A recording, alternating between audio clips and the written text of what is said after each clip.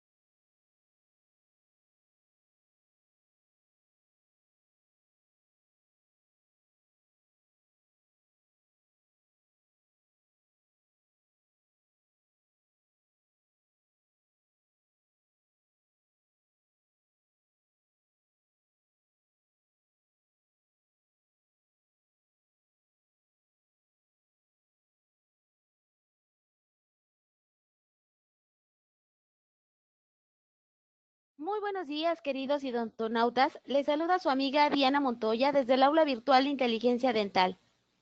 El día de hoy con una nueva transmisión de Perio MX. Es un gusto para mí presentarles al maestro Carlos Monteagudo. Muy buenos días, bienvenido. Pues amigos de Perio MX, ¿cómo están? Muchas gracias, Dianita. Gracias a todos, pues, odontonautas que nos siguen. Pues es nuestro segundo programa de la tercera temporada. Temporada número 3. Pues bueno, felices de estar aquí con ustedes. Pues el segundo programa de la tercera temporada. Y hoy, pues queremos agradecerles a nuestros patrocinadores, a Oral-B Crest México, a Straumann México, y pues a toda la gente que nos sigue, Inteligencia Dental, a la Facultad de Odontología de la UNAM. Y pues estamos en nuestro programa número 2 de la temporada número 3, caray. Pues sí, en un día como hoy, pues sí, un día 18 de septiembre, que pues venimos de puente. Todavía algunos siguen de puente, algunos niños no fueron a la escuela el día de hoy aquí en México. Saludamos también a países hermanos que también festejaron su día de independencia, como sucedió en Honduras y como sucede en otros países, que también, pues, junto con nosotros, hermanos latinoamericanos, pues se unen a este gozo de festejo de, pues, la unión de independencia de nuestros países, y que obviamente, pues, seguimos hermanados por nuestro rico lenguaje, el castellano. Y bueno, pues aquí seguimos en Perio MX, estamos el día de hoy y muy contentos con una invitada de lujo que quiero presentarles a todos ustedes, la doctora Ana Lourdes Viñas Arroyo, que está aquí con nosotros, que nos va a hablar del tema de impacto en la planeación quirúrgico-protésica para la rehabilitación de arcos completos. Y bueno, pues aquí está conmigo, le voy a decir Anita, porque pues bueno, yo le tengo mucho cariño, le tengo mucho aprecio. Anita, ¿cómo estás? Bien, bien, ¿y tú? Hola a todos. Pues muy bien, a la doctora Ana Viñas. Pues platícanos, eres egresada ya del posgrado de prótesis e implantología de la UNAM aquí en la Ciudad de México, en vías de tu titulación a próximos días. Pues platícanos, pues, ¿cómo fue tu experiencia en el posgrado de la UNAM?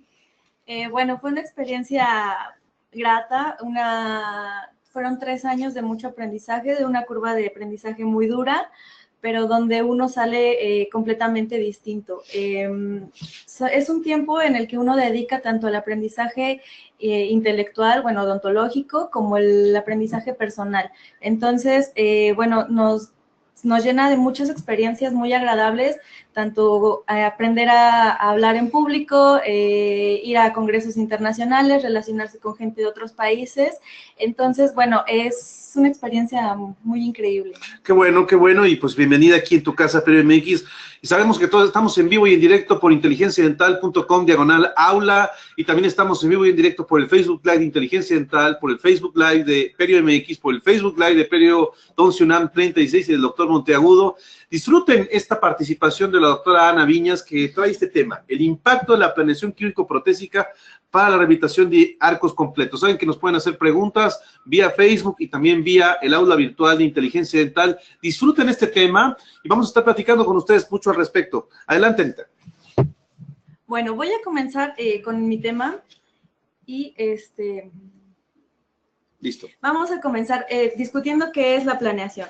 La planeación es un proceso donde nosotros como odontólogos necesitamos ordenar, analizar todos los elementos de diagnóstico, ya sean historia clínica, radiografías, fotografías, modelos de estudio montados en articulador. Y bueno, esto siempre tiene que ser previo a la colocación de los implantes. Esta planeación nos permite ubicar el implante en una manera tridimensional, ya sea en una tomografía o por medio de un mapeo óseo, en la posición ideal a restaurar. No solo es la posición tridimensional y que el implante esté dentro y rodeado de hueso. De lo que se trata es de hacer un encerado diagnóstico y poder protésicamente ubicar la chimenea de este implante para poder tener una tanto oclusión como una recuperación de la restauración ideal a largo plazo.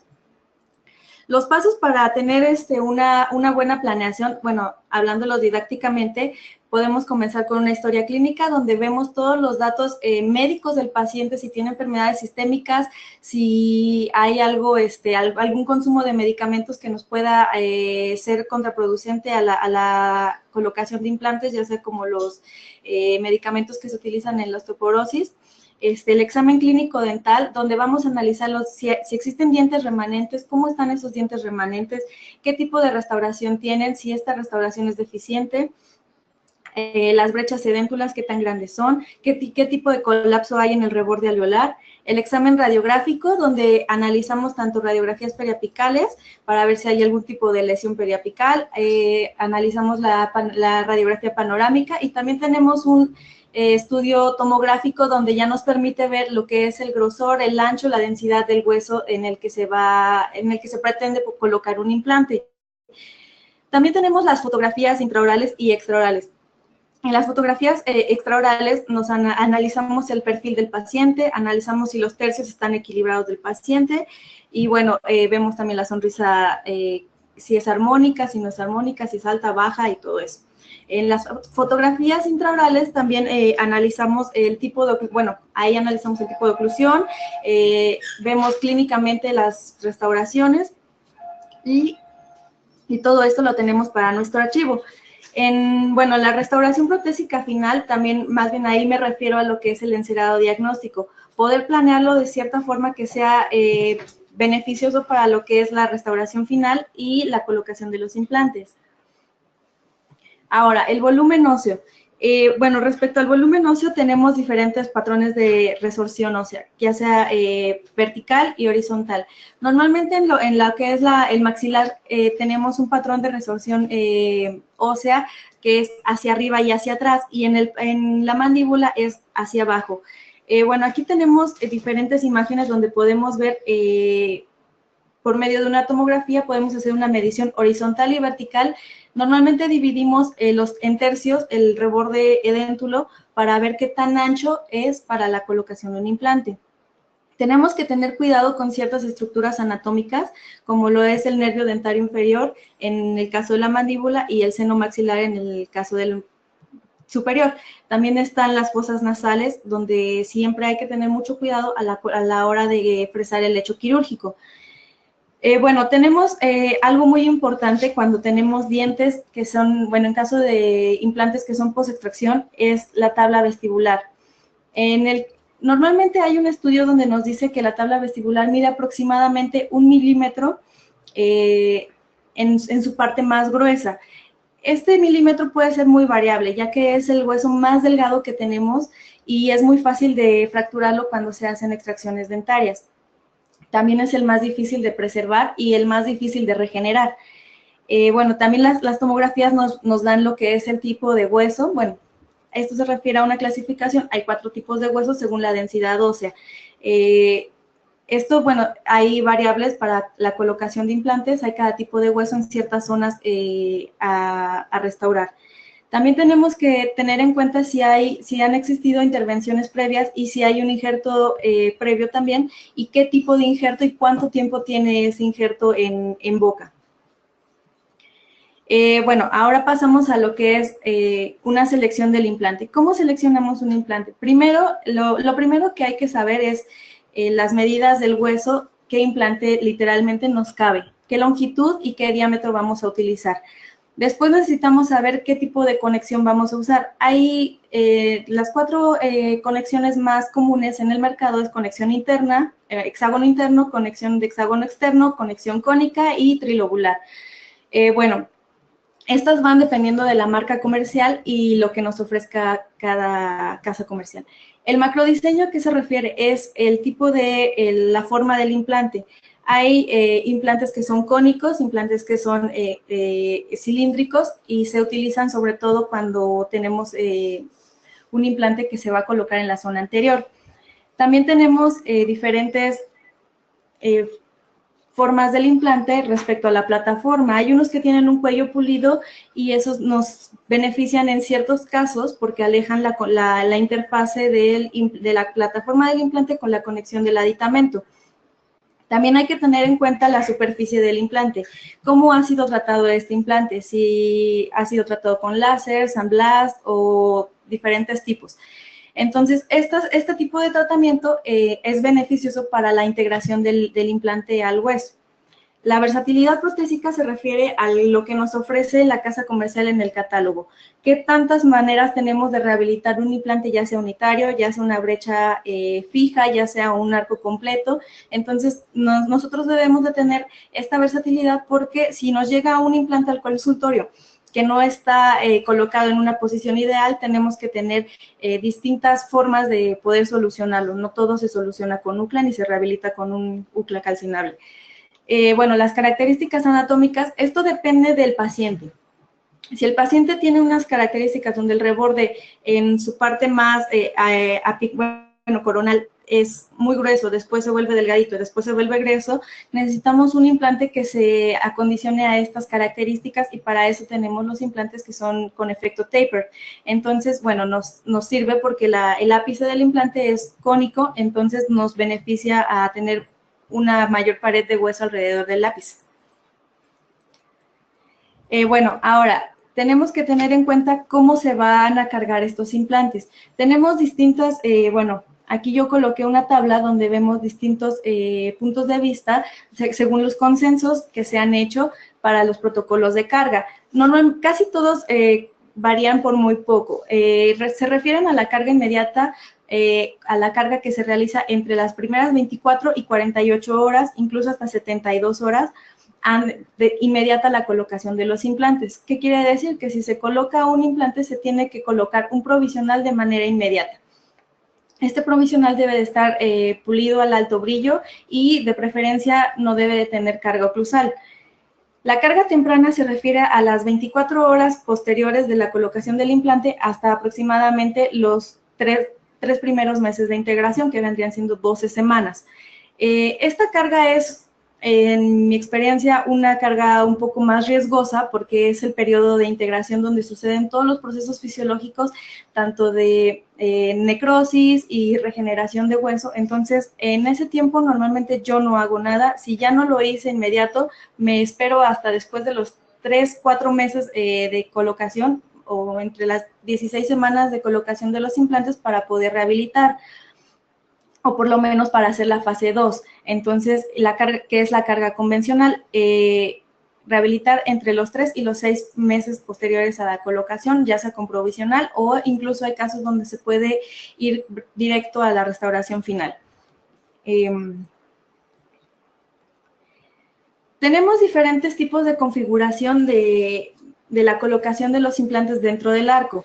En el caso de la mandíbula, normalmente tenemos casos donde hay una resorción en la parte posterior y tenemos la brecha anterior un poco más alta, que se coloca en el espacio intraforaminal. Ahí se pueden hay protocolos donde se colocan 2 implantes, pero ¿qué pasa con estos 2 implantes? Tiene que ser para una sobredentadura. Bueno, la indicación es para una sobredentadura, ya sea con locator o con aditamentos de bola, para que sea removible. ¿Por qué? Porque esta rehabilitación nos va a dar un juego entre mesial y distal, entonces no va a tener solamente nos da una retención, no nos da una fijación como tal. Existen protocolos para implantes intraforaminales de 4 o de 5 implantes. Estos se colocan puede ser una línea media y 2 hacia un lado y 2 hacia el otro, o pueden ser solo 4 implantes. Las ventajas es que nos da que podemos utilizar una rehabilitación sobre implantes fija, de preferencia con arco corto, con una oclusión a arco corto.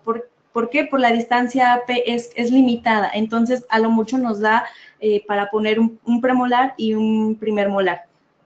También existe la filosofía Ollon-Ford en tanto arcada superior como inferior, y esta consiste en colocar los implantes lo más distal, bueno, los implantes distales lo más distal posible para poder tener una mayor distancia AP y poder colocar más dientes dentro del arco. Los 2 implantes que son mesiales van rectos y se colocan con aditamentos transmucosos que tienen una angulación ideal para poder lograr el paralelismo. En caso del arco superior, podemos colocar los implantes distales librando lo que es el seno maxilar. Los 2 mesiales se pueden colocar tanto en laterales como en centrales.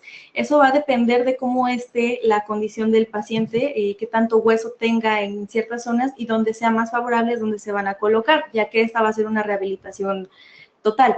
O si el paciente cuenta con mucho más hueso en donde poner implantes, se pueden hacer desde 6 a 8 implantes se puede hacer con elevación de seno o librando el seno para no recurrir a otra técnica quirúrgica y tener que elevar el seno y colocar más injerto de hueso. Si es una configuración de 6 implantes, se pueden colocar desde centrales, caninos y primeros molares. Bueno, esta es como una configuración ideal para una rehabilitación fija. Esta se puede hacer tanto en metal porcelana, metal acrílico. Si esta configuración no es posible, se pueden colocar en laterales, premolares y primeros molares. Igual nos puede dar un buen resultado con prótesis metal porcelana y metal acrílica fija. Hay una configuración donde se colocan 3 implantes del lado izquierdo y 3 implantes del lado derecho en el sitio de canino y primer y segundo premolar. Esta configuración normalmente se utiliza para una sobredentadura utilizando una barra sobre los 3 implantes y se coloca la sobredentadura con un medio de fricción que se llama una barra USIC. Entonces, bueno, esa ya es una variante, pero con 6 implantes en el arco superior. Se puede utilizar una configuración con implantes en centrales, caninos y primeros y segundos premolares, donde también la podemos utilizar como una rehabilitación fija.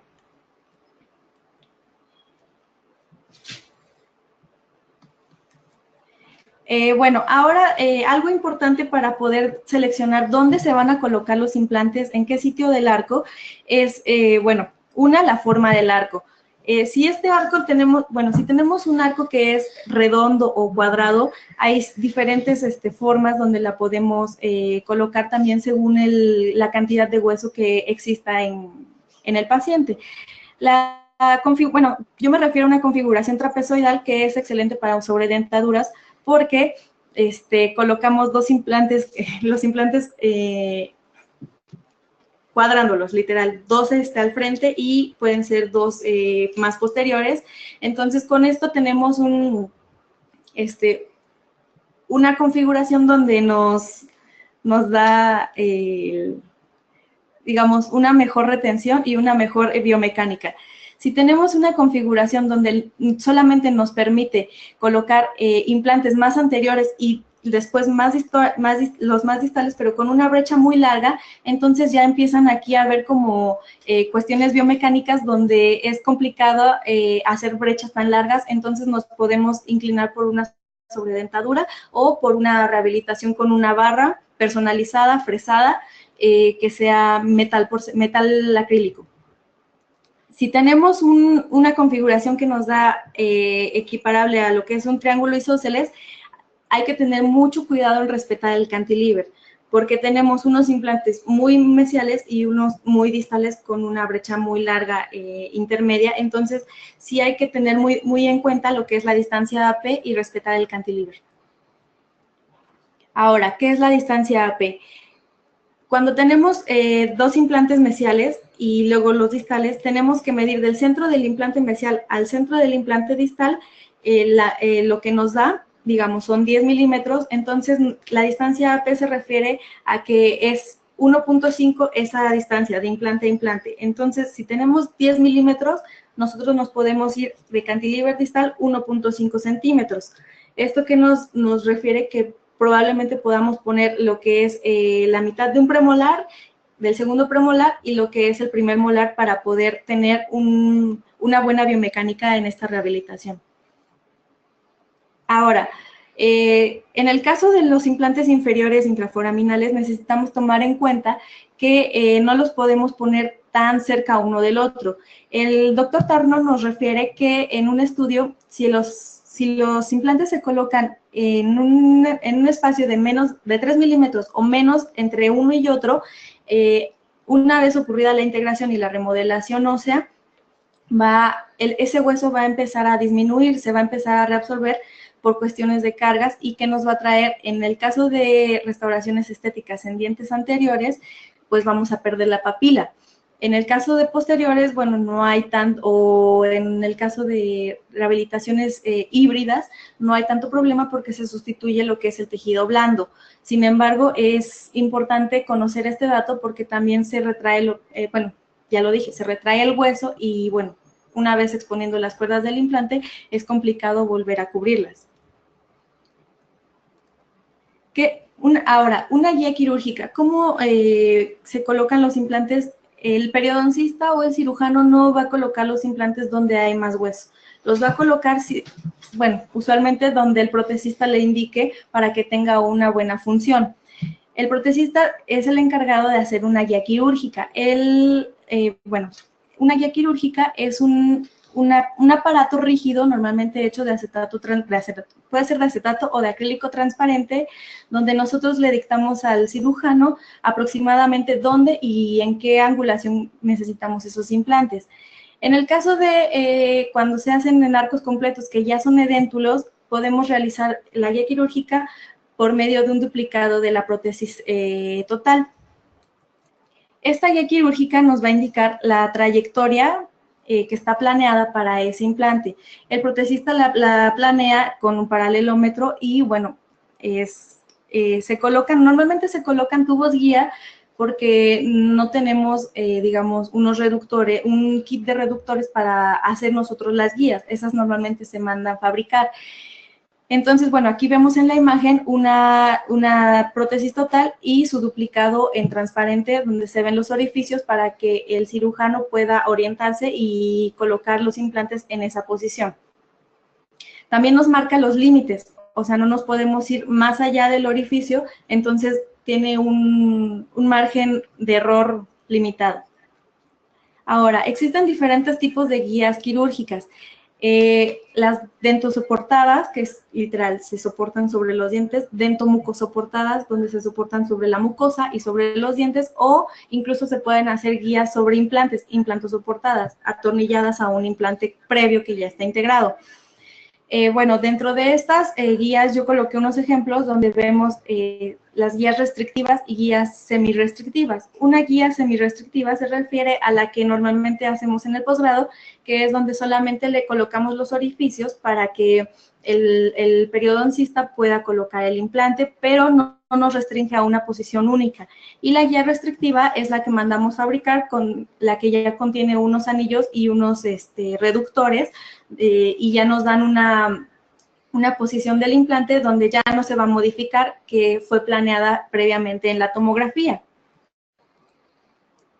Bueno, ahora hablemos sobre algo protésico. Ya colocamos los implantes y cómo vamos a rehabilitar. Tenemos rebordes edéntulos, entonces para poder realizar una rehabilitación sobre un reborde edéntulo sobre implantes necesitamos, si es algo fijo, necesitamos mínimo 10 milímetros. Si necesitamos algo removible, necesitamos aproximadamente 15 milímetros. La diferencia es porque en algo removible usualmente se tiene que reponer lo que es tejido blando, encía, y en algo fijo se puede incluso moldear la encía con pónticos o hacer una conformación de tejidos blandos para poder lograr la estética.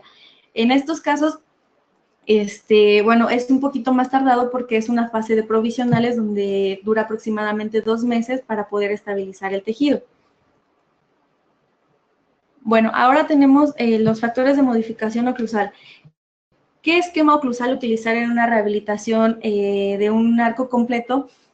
Bueno, si es una rehabilitación que se va, bueno, lo ideal es hacer una función de grupo, puede incluir una guía canina, pero con una libertad decéntrica. ¿A qué se refiere la libertad decéntrica? Es que cuando en oclusión céntrica y en relación céntrica tenemos una discrepancia de hasta 1,5 milímetros de diferencia. Entonces, con esto podemos lograr una función de grupo o incluso se puede llegar a una guía canina. Ya va a depender de los hábitos de cada paciente. Y bueno, también tenemos que considerar las parafunciones previas a la colocación de implantes. Si este paciente antes de colocarle implantes hay que saber por qué perdió los dientes.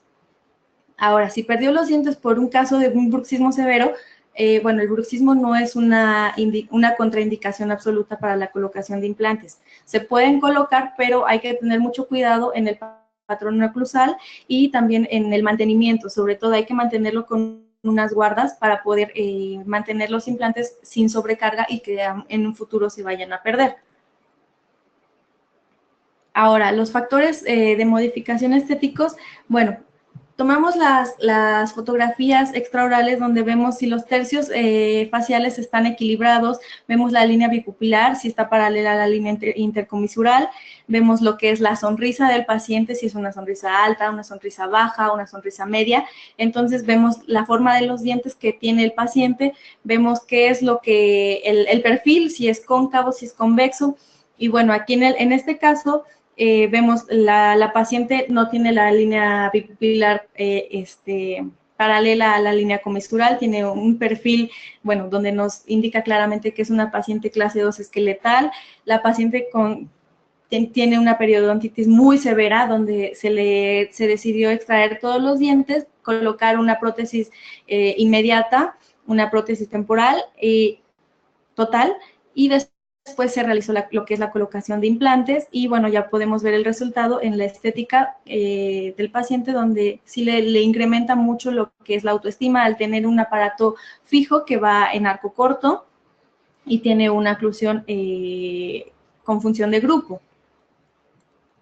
Bueno, ahora los criterios, esto es como un resumen de los criterios de diagnóstico protésico para decidir si una rehabilitación se va a hacer fija o se va a hacer removible. Si tenemos una línea, bueno, no es una guía, no es una regla, es una guía.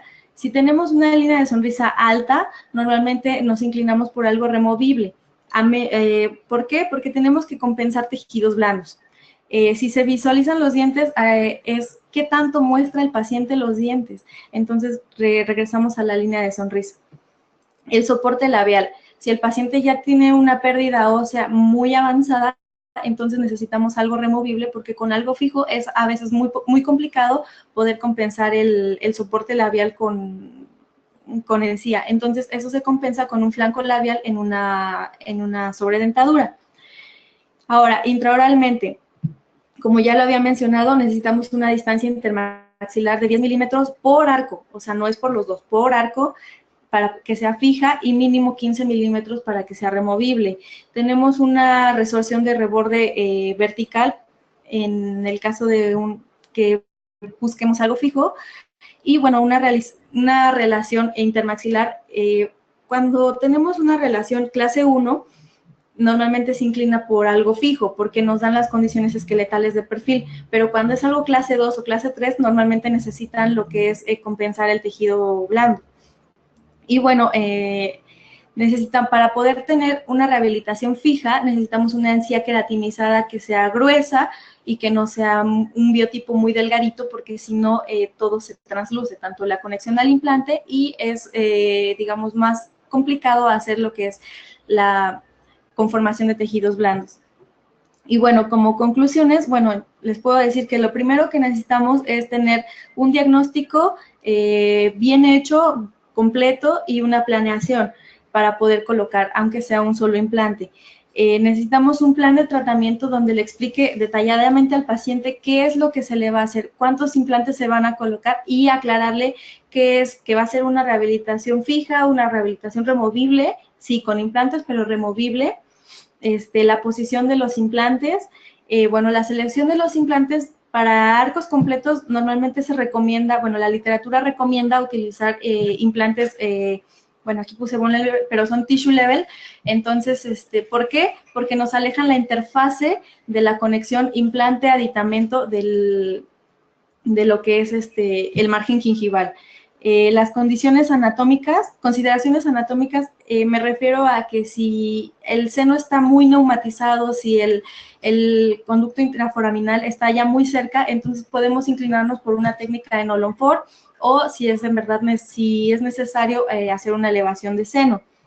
El protocolo de carga, bueno, eso lo decide el protesista en el momento en el que los implantes están entrando en el hecho quirúrgico, también para ver cuánto torque contamos con esos implantes, y si es favorable o si es algo más predecible, dejarlos cubiertos por encía y después realizar una fase 2. Bueno, el tipo de restauración que vamos a utilizar también es importante contemplarlo desde el principio, por los costos, y bueno, también por el tipo, o sea, no podemos, bueno, la literatura nos refiere que una rehabilitación con 4 implantes, la fija, completa, de arco completo, es bien soportada si tenemos unas restauraciones en metal acrílico. Si tenemos algo en metal porcelana, ya es mucho el peso oclusal para estos implantes y puede llegar a fracasar. Y bueno, también realizar un análisis individual y en conjunto de los implantes. Individual es a qué implante se va a utilizar en cada zona, con qué longitud y qué diámetro, qué tiempo tienen de implantación. Como decía, es más predecible a largo plazo, tal vez esperar un protocolo de carga convencional, esperar las 16 semanas, y bueno, ver cómo es la zona implantada, si es un hueso nativo, si es un hueso que fue injertado, qué inclinación y qué posición tiene este implante, si es favorable o si necesitamos un aditamento angulado, y bueno, el análisis en conjunto, ya cómo quedaron los implantes dentro del arco, si quedaron, si necesitamos muchos aditamentos o varios aditamentos personalizados porque la angulación que posee la marca comercial no nos conviene, el protocolo de carga que se va a utilizar, si a lo mejor uno de los 4 implantes no quedó con un torque adecuado, entonces mejor no arriesgamos los 4 implantes y nos esperamos a un protocolo de carga convencional. ¿Con qué antagoniza esta rehabilitación? No siempre es los 2 arcos edéntulos, muchas veces es solamente un arco edéntulo. Si arriba tiene una rehabilitación con porcelana, podemos utilizar algo metal porcelana.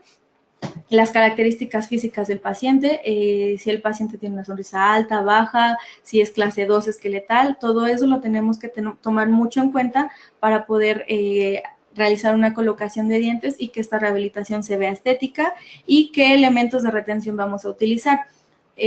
Como decía, no todo se rehabilita con un calcinable, podemos tener elementos de retención removible con locator, con bola, con barras o algo fijo. Podemos usar un transmucoso o sobre el transmucoso un calcinable o podemos utilizar aditamentos que ya son hechos para barra, donde son que se soldan entre ellos. Entonces todo eso hay que tomarlo en cuenta y que hay que conocer bien el sistema que vamos a utilizar para ver qué opciones nos puede dar. Y eso es todo. Muy bien, pues bastante interesante esta intervención de la doctora Ana Viñas. Sabemos que las preguntas están en vivo y en directo desde el aula habitual, inteligenciadental.com/aula. Pueden dejarnos aquí sus comentarios. Hay gente que nos dejó en Facebook Live sus comentarios, gente de República Dominicana, les mandamos saludos, gente de Colombia también saludos, gente de Honduras, Ecuador, pues todos, la verdad es que grandes saludos, grandes amigos, compañeros y colegas que nos siguen acá. Y bueno, es bien importante, bien interesante, Ana, preguntándote yo de una manera más puntual, hoy en día tenemos un boom en implantología y tú tienes la gran posibilidad de haber estudiado un posgrado, pero hay gente que no hace posgrados y que, porque no ha tenido la posibilidad de hacer un posgrado, etcétera, pero ha tomado cursos de implantes y obviamente, pues, tú que estás saliendo ya a la vida real, te puedes dar cuenta de que, pues, allá en el mundo real, pues, el paciente no se va con el que tenga las mejores medallas en ocasiones, muchas veces se va con quien le cobra más barato. En ese término, pensando en esto, ¿tú qué podrías sugerirle a la gente que hace implantología, que no tiene un posgrado? Principalmente, acabamos de hablar de una cuestión importantísima del diagnóstico, del arco y del tipo de distribución de implantes, etcétera, pero ¿qué podrías decirles a las personas que nos están viendo que no hicieron un posgrado y que están colocando implantes, ¿no? Bueno, les podría decir que no es un tratamiento que sea fácil. Clínicamente es un procedimiento sencillo, sin embargo, es un tratamiento que hay que pensar bastante porque es mucha biomecánica en la cuestión oclusal. Entonces, sí básicamente les recomendaría que leyeran la literatura donde les dice cómo rehabilitar y no aventarse a casos complejos. Hay una clasificación de la ITI que clasifica los casos de implantología en simples, avanzados y complejos. Entonces también si están empezando a rehabilitar implantes y no saben bien, entonces que hagan solamente casos simples. Un caso avanzado y un caso complejo, en verdad se puede complicar demasiado a veces la situación, o me ha tocado casos donde barren el tornillo y sacar los tornillos barridos de un implante es bastante difícil. Sí, varios y es algo muy delicado y son cosas muy pequeñitas. Entonces, yo le diría a la gente que si no tiene un estudio sobre implantología formal, realmente no lo hagan. Entonces, Sí, pues básicamente es eso, y acaba de mencionar la doctora Ana Viñas al ITI y al International Team for Implantology, que bueno, pues ya está abriendo cada vez sus puertas en América Latina. Saludamos al doctor Alejandro Treviño, que abrió pues una parte importante del ITI, una extensión del ITI, el International Team for Implantology en República Dominicana. Aquí en México estamos, esperemos que se abra en muchos lugares, en Colombia, etcétera. Y las personas que hacen implantología, no necesariamente que sean especialistas, pueden acercarse al ITI. Y si no hay ITI en tu lugar, en tu país, puedes acercarte de manera virtual, hay aula virtual en el ITI y en el International Team for Implantology, es iti.org, ¿no? De hecho, esa es la página de internet. Chequenla, estos esquemas que están viendo son precisamente de las publicaciones que hace el International Team for Implantology. Y bueno, pues agradeciéndoles a todos. Anita, bueno, pues hay gente que nos pregunta desde Perú, Rodolfo Montufar, ¿qué tipo de implantes recomienda para las prótesis híbridas? Bueno, también depende mucho del tipo de paciente, o sea, de las condiciones anatómicas que tenga tu paciente. Para una rehabilitación de arco completo, lo que yo recomiendo es un implante tissue level. Sí, que es conexión interna y después utilizas lo que es un transmucoso y ya elevas bueno, más bien la conexión interna la haces externa para tener una mejor pasividad. Para las personas que nos están viendo, este implante tissue level que están viendo aquí en los esquemas, son implantes de la casa comercial Straumann, que son patrocinadores de aquí de Perio MX, que a sabiendas de esto, esta es la marca de implantes que tiene más estudios en la literatura. Y bueno, pues aquí tenemos los implantes tissue level al lado izquierdo, ¿no? Al lado izquierdo de la pantalla tenemos los implantes tissue level y tenemos los implantes que son bone level, o sea, que son a nivel del hueso, y los que tienen, pues, obviamente, una salida hacia el tejido blando para conformar el tejido blando. Nos platicaba la doctora Ana Viñas que estos implantes podrían ser una muy buena opción para una prótesis híbrida. Sí. ¿No? Acérquense con sus distribuidores Straumann.com.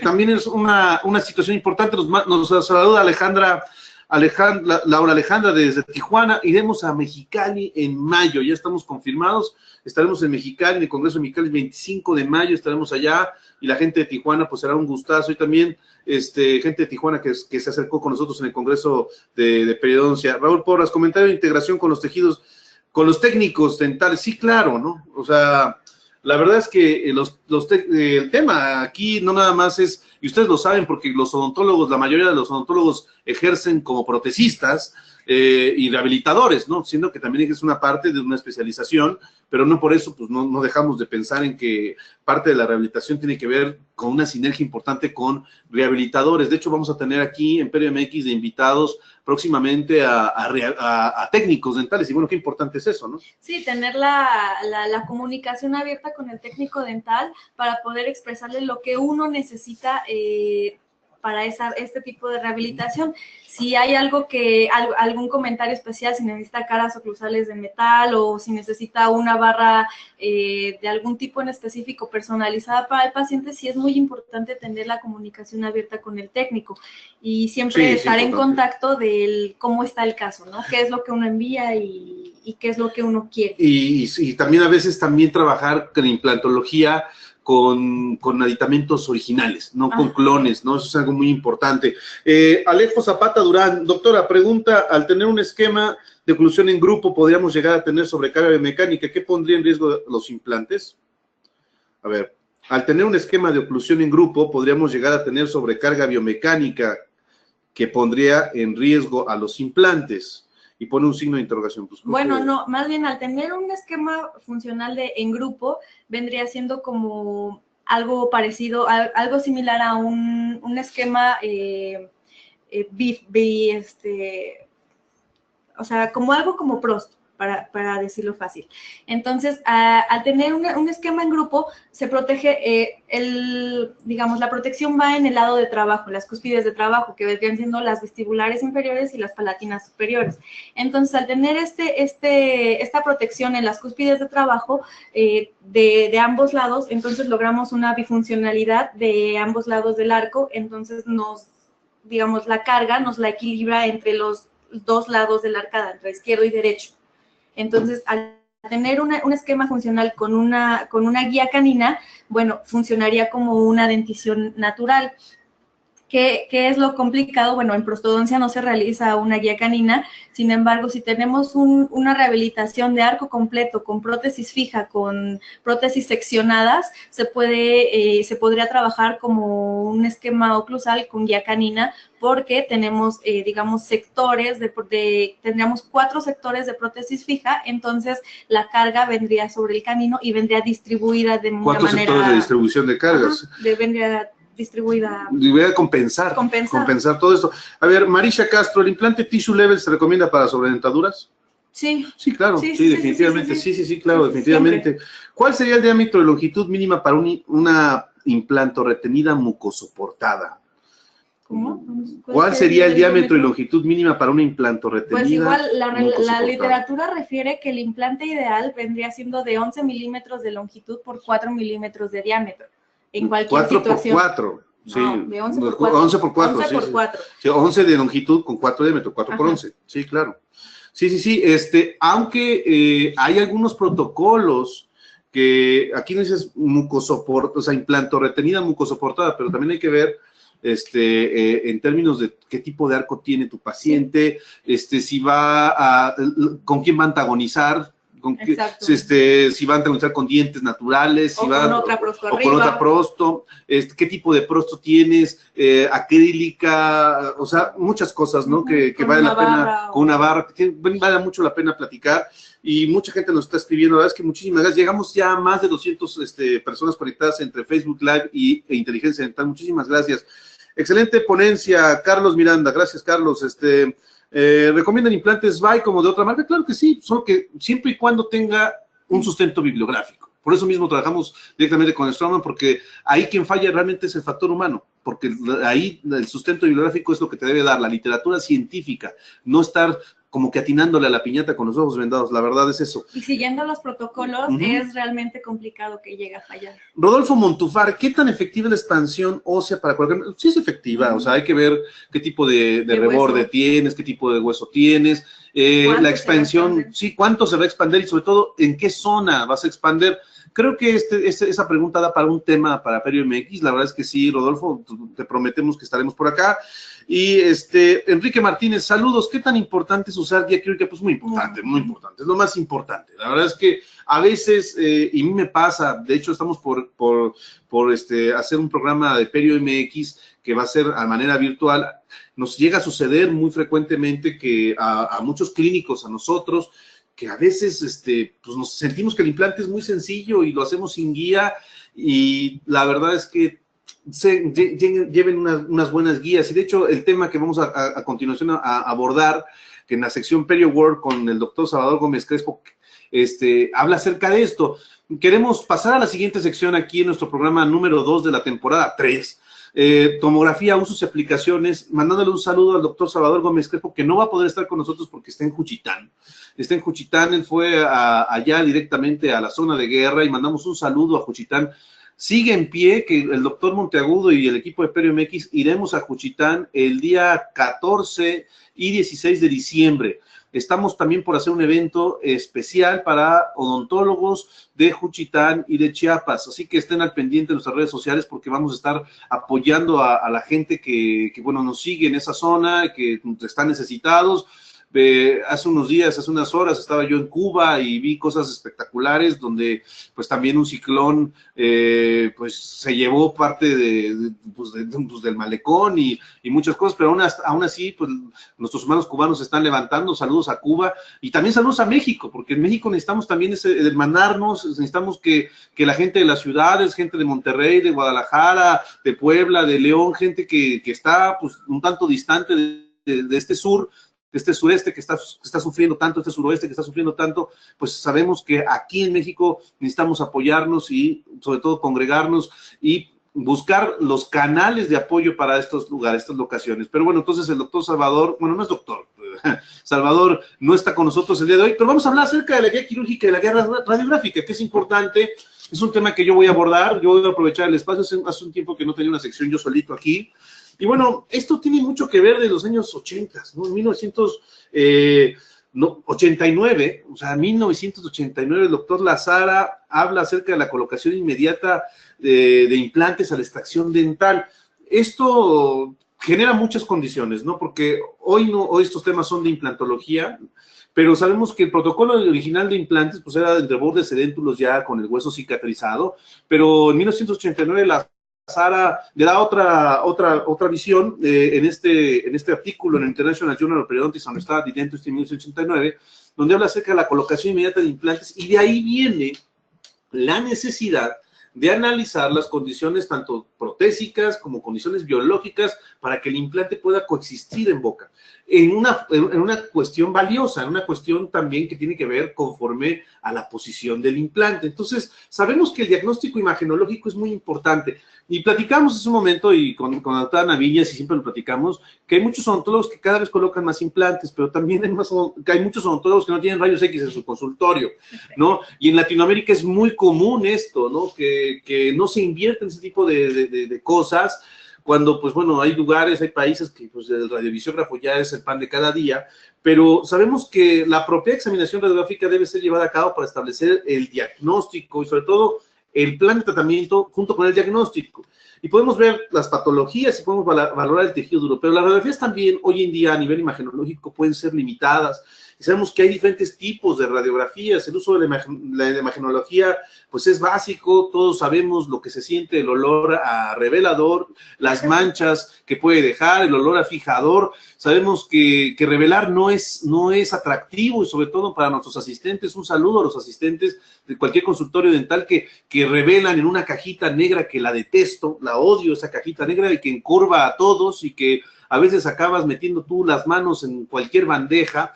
Y aquellas personas que, pues bueno, tienen su cuarto revelado, hoy podríamos, con tanta tecnología que tenemos, hoy podemos pensar que esto ya estaría caduco, pero no es cierto. Hoy sabemos que podemos diagnosticar periodontalmente, que como este caso de furcas, involucración de furcas, y este caso una patología apical. También sabemos que podemos, a cierto modo, ver condiciones edéntulas, ver condiciones de todo tipo a nivel imagenológico.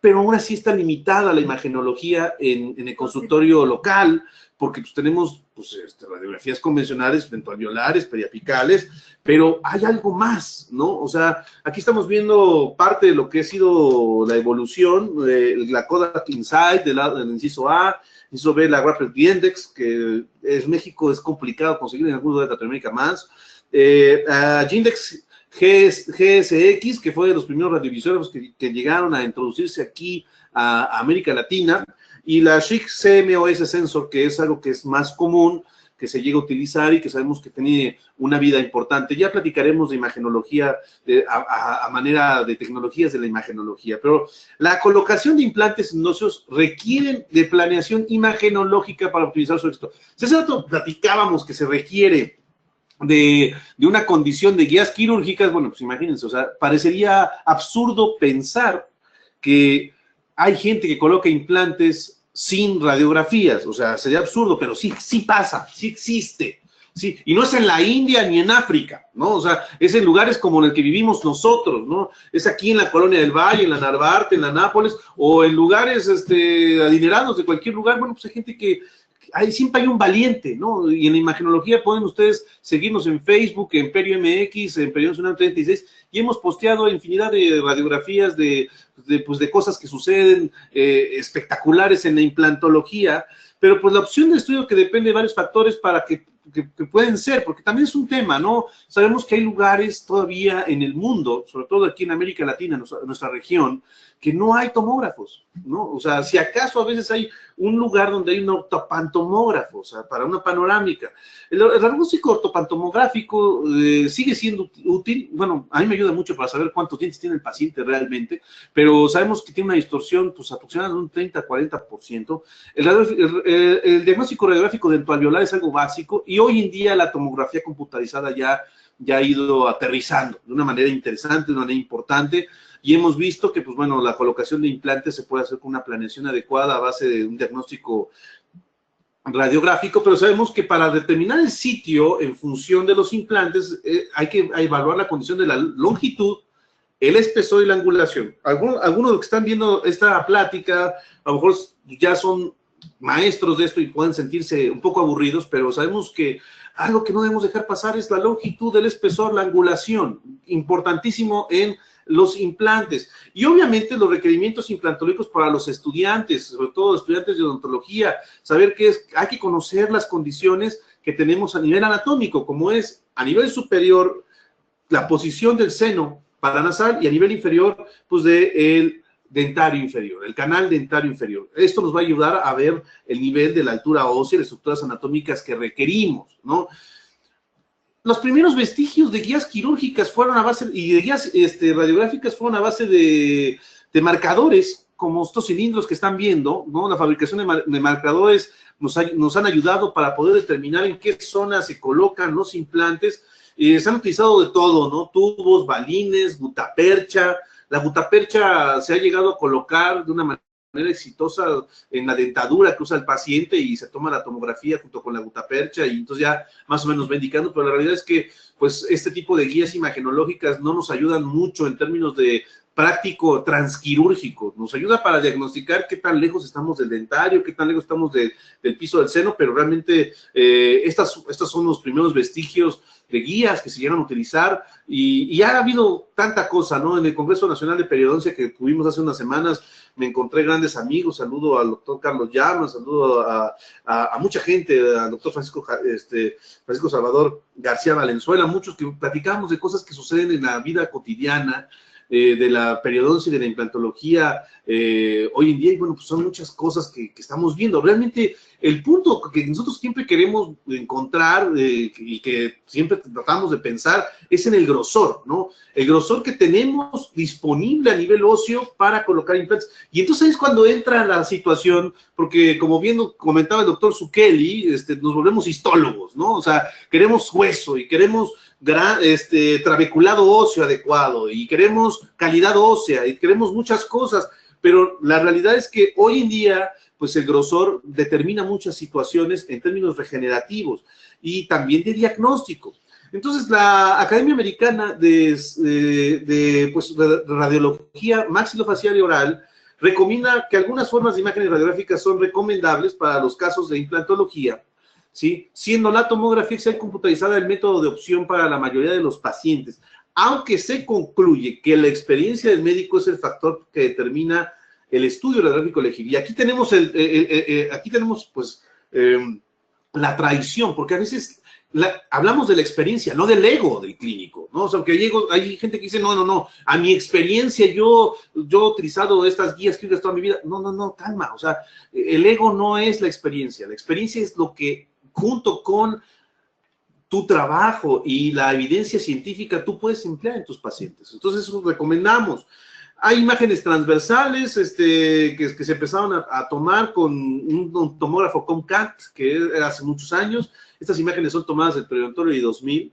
Y bueno, pues empezó a desarrollarse la imagen en 2D, la imagen en 3D, y por eso mismo habíamos invitado a Salvador Gómez Crespo, que va a estar aquí con nosotros el próximo programa, y la verdad es que algo que nos ha evitado la tomografía es este fenómeno llamado cirugía exploratoria, que a nivel médico se llama método diagnóstico utilizado para encontrar un diagnóstico para una sintomatología. Pasa mucho endoperio, ¿no? O sea, que los endoperios dicen, o cuando hay un problema endoperiodontal, hagamos cirugía exploratoria, y ahí van, ¿no? A abrir la encía, a abrir todo para ver qué está pasando. Normalmente siempre hay una iatrogenia y una perforación, y al final, pues la cirugía exploratoria acaba siendo una cirugía de extracción, ¿no? Pero hoy en día la cirugía exploratoria ya está caduca, ¿no? Pensando que a lo mejor en algunos lugares del país o en algunos lugares de Latinoamérica, pues no, pero sabemos que la cirugía exploratoria a nivel odontológico es un método de diagnóstico utilizado para encontrar un diagnóstico en controversia a nivel odontológico. Vean qué importante, se utiliza más comúnmente para diagnosticar patologías o características morfológicas dentales asociadas a tratamientos previamente realizados. El punto es que ya hoy en día con la tomografía, la cirugía exploratoria está completamente caduca, como platicábamos. Este caso clínico lo teníamos con un paciente que nos lo mandó un endodoncista y que vimos a nivel radiográfico que se encontraba un daño completamente, pues, malo, pues, una endodoncia corta, pues las raíces estaban, pues, fusionadas, se ve que una lesión periapical y endoperiontal, pues, sumamente grave, la radiolucidez que se observa a nivel apical es importante.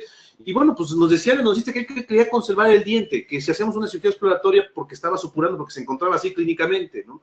Entonces, obviamente, abrir, explorar, pues lo que mejor recomendamos para toda la gente que nos ve, quizás ustedes ya tengan todos los posgrados, todas las medallas, bájense 3 rayitas de ese pedestal, pongamos a nivel de cancha lo que se está viviendo en lugares como, desgraciadamente, Oaxaca, Guerrero, Chiapas, lo que estamos viviendo en Tabasco, lo que estamos viviendo en todo nuestro país, en León, en los 32 estados que conforman nuestra República Mexicana, todo lo que vivimos, y lo que vivimos en Latinoamérica, lo que vivimos en Centroamérica, lo que vivimos en todos sitios.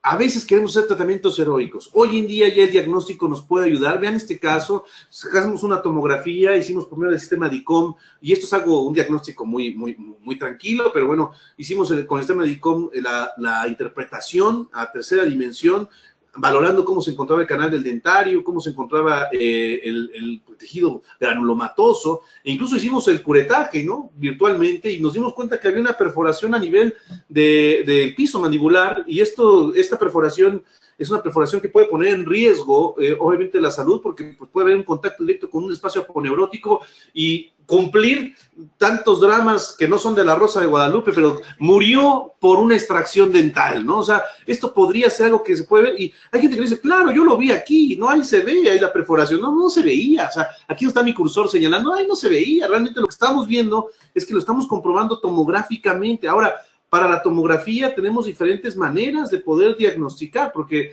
normalmente la tomografía, en vez de ser una hoja grandísima que pande y que se escuche como truenos, hoy en día también podemos echar mano de diferentes pues, programas, softwares, que nos ayudan a interpretar de una manera más concisa, de una manera más real y clara de qué está pasando en nuestros pacientes. Ahora, pensando en implantología, hay 3 mediciones que se sigue haciendo, es la perforación transmucosa para medir pues la cantidad de tejido que se requiere. Por ejemplo, en este caso estamos viendo que hay una medición que es profunda, una media y una superficial, y que esta nos da la cantidad de grosor que se requiere para la implantología.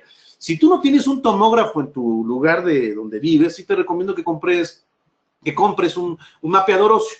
Una sonda periodontal, pero es un mapeador óseo.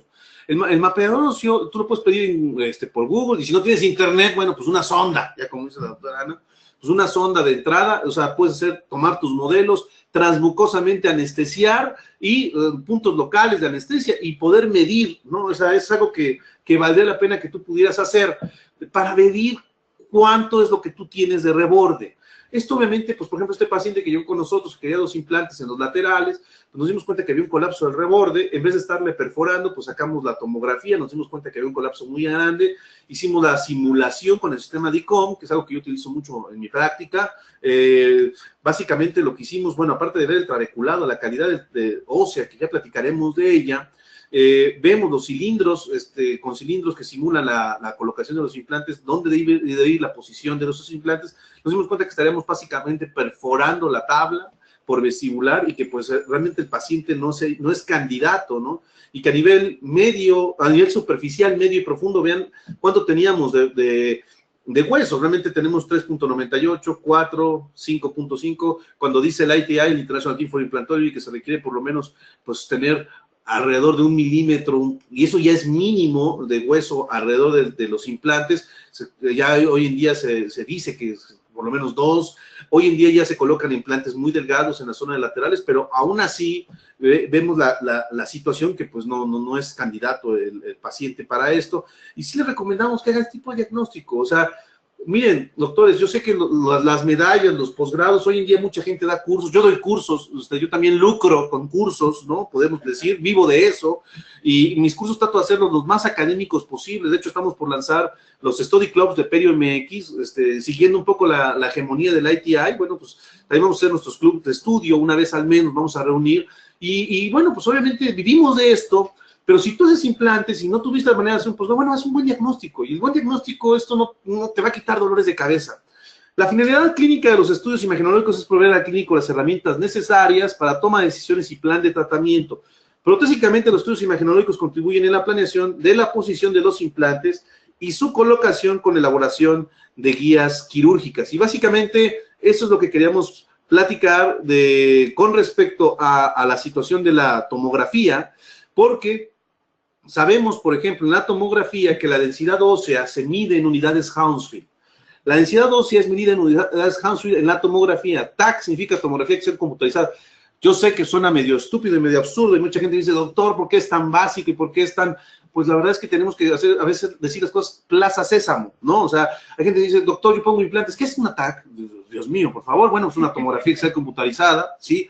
Y la medida de atenuación de la densidad radiográfica son las unidades Hounsfield, HU por sus siglas en inglés, y es una medida utilizada para describir el valor voxel. Los voxels, ¿sí?, son normalmente representados como números de 12 bits binarios que miden en las tomografías y tienen 4.096 posibles valores. Entonces, para poder ser interpretados los voxels, que realmente son los que nos dan indicando la densidad del hueso, pues se utiliza la unidad Hounsfield. Entonces, por ejemplo, el hueso trabeculado, ¿sí?, que es el hueso interno, el hueso medular, ¿sí?, el hueso esponjoso, ¿sí?, tiene de 200 a 700 unidades Hounsfield, ¿no? El tejido graso es de menos 100 a menos 20. El tejido graso que encontramos en los carrillos, encontramos en las mucosas, por ejemplo. Puede ser que encontres un poco de tejido graso, ¿no? Pólipos, por ejemplo. La sustancia acuosa de tejidos laxos es de más 20 y más 80, ¿sí? El hueso compacto, que es el hueso cortical, que es, bueno, es el que encontramos principalmente en la mandíbula, tiene 1000 unidades Hounsfield. Los metales tienen más de 2000. Entonces, con la tomografía, y próximamente estaremos hablando acerca de esto, sí, en diferentes medios, porque a veces tú te das la tomografía y te lo dan en un visor on demand para que tú en tu computadora lo instales y tú interpretes, y a veces no acabas ahí ni más, o sea, no sabes nada, ¿no? O sea, es un problema. Disculpen mi punto, porque a veces sí, yo quiero ya hacer la tomografía y uno piensa que la tomografía es la panacea y no, a veces tienes que interpretarla, entonces ahí ya le incluyes el valor humano, y si no eres un experto, pues no sabes cuántas unidades Hounsfield son las que tienen que distribuirse dependiendo de la calidad de hueso. Y hay una regla, sí, también del ITI, del International Team for Implantology, donde habla acerca de los diferentes tipos de calidades de hueso para tomar decisiones con respecto a la colocación de implantes. Muchos temas que vendrán próximamente en Perio MX. Mantengámonos en contacto por nuestras redes sociales, mantengámonos en contacto con todo lo que estamos haciendo. La implantología hoy en día, pues ya es una práctica común en nuestra ciudad de México y en muchos lugares de nuestro país. Sigue siendo un lujo para algunos, pero ya cada vez más hay pacientes implantados que caminan en las calles. Y bueno, pues nosotros necesitamos darles un buen diagnóstico, porque este diagnóstico, sí, para la colocación de implantes es importante, pero también es para el mantenimiento de implantes. Y bueno, pues es importantísimo esto. Queremos agradecer hoy a nuestro programa, pues a toda la gente que nos siguió en nuestro programa 2 de la temporada número 3, invitándolos al Endogame Tour que tendremos en Mérida, Yucatán. Estaremos en Mérida, Yucatán, 28 de septiembre de 2017. Bomba Mare, vamos a estar allá, pues papazules, bueno, comiendo todo lo que se pueda y disfrutando de esta gran región, la región más segura del país. Estaremos en Mérida, Yucatán, el día 28 de septiembre. Informes con Jacobo Prieto al 99 59 25 04, con Ileana Granados también, en IDIP. Pueden también buscar el contenido temático y todas nuestras redes sociales en Perio MX, en Perio Team MX, y también en IDIP, Instituto de Implantología y Prótesis. El Endogame Tour de Straumann llega a Mérida, Yucatán, y estaremos próximamente en Cancún, en Campeche, también en Tehuacán, Puebla, y pues bueno, también estaremos en Sudamérica. El próximo año estaremos en Sudamérica haciendo el Endogame Tour en Colombia, en Chile, Argentina, etcétera, a muchos lugares. nos siguen haciendo preguntas, gracias a todos, no más, muchísimas gracias a todos, nada más de 200 personas conectadas hoy, bueno, pues qué gran regalo, ¿no? O sea, mi primer programa después de mi cumpleaños y vamos a tocar el tema de tipos de injertos óseos, sí, prometemos volver con muchos temas más, gracias a todos nuestros patrocinadores, gracias a Inteligencia Dental, gracias a Oral-B Crest México, gracias a Straumann México, aquí en su filial, a Straumann Group y a Straumann con su filial aquí en México, gracias a la Facultad de Odontología UNAM, a Héctor Flores también, de Inteligencia Dental, y a todos ustedes, a todo el equipo que hace posible, a Lías, a Sharon, a Dianita, a todo el mundo, a todos ustedes, tengan un bonito inicio de semana, y bueno, pues saludos y sonrisas saludables. Hasta la próxima. Chao. Agradecemos a nuestros queridos amigos de Oral-B Crest y Straumann por este interesante programa que nos compartieron el día de hoy. Muchas gracias, maestro Carlos Monteagudo. Queridos odontonautas, les recordamos que con su conexión en la plataforma GoToWebinar se acredita directamente su CADI y lo verán reflejado en máximo 48 horas. A quienes nos hacen favor de acompañarnos vía Facebook o YouTube, les pedimos por favor ingresar a www.inteligenciadental.com/CADI. Agradecemos a ustedes, queridos odontonautas, que se conectan de todo nuestro país y de países hermanos latinoamericanos. Fue un verdadero placer recibirles el día de hoy en esta su aula virtual y más en el ciberespacio. Les agradecemos mucho su tiempo, confianza y preferencia. Nos encantará encontrarles próximamente en esta su aula virtual para que disfruten de las interesantes conferencias que tendremos en vivo. Se despide su amiga Diana Montoya. Que tengan un excelente inicio de semana. Hasta pronto.